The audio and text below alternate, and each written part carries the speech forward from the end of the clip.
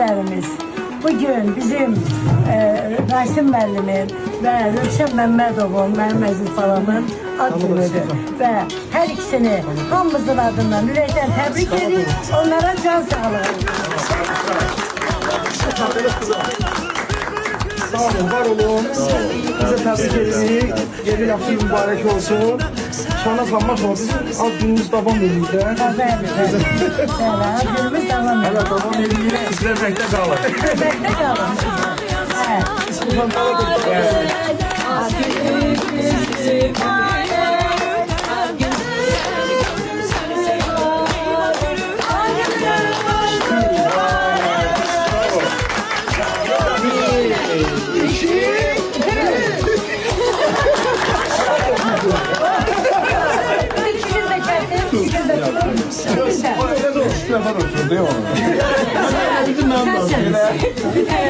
Şahin birden tələsməyin. Bir, iki, üç. Alkışlar gelsin.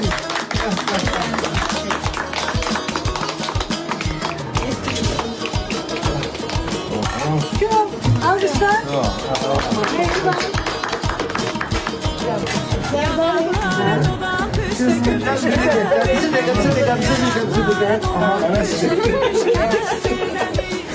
Həmişə biz istəyərik ki, bizi dadı.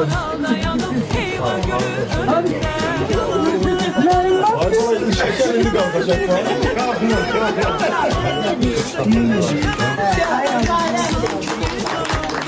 Sağ olun, var olun. Benim aziz balalarım. İsmi tanıdığınız İnşallah sanımız size yeni çıkmış. Çünkü kitabımda çünkü dördüncü çıkacak.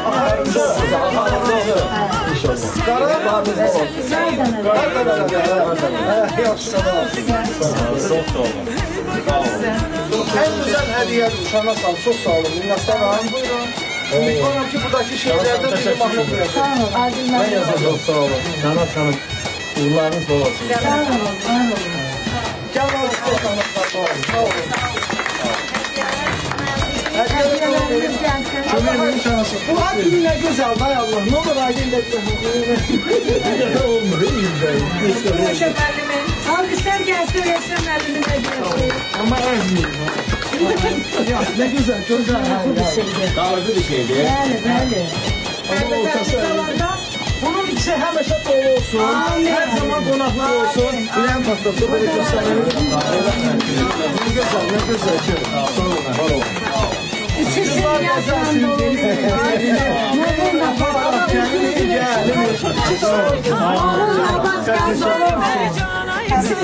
Sağ olun Müzəffərin hanım.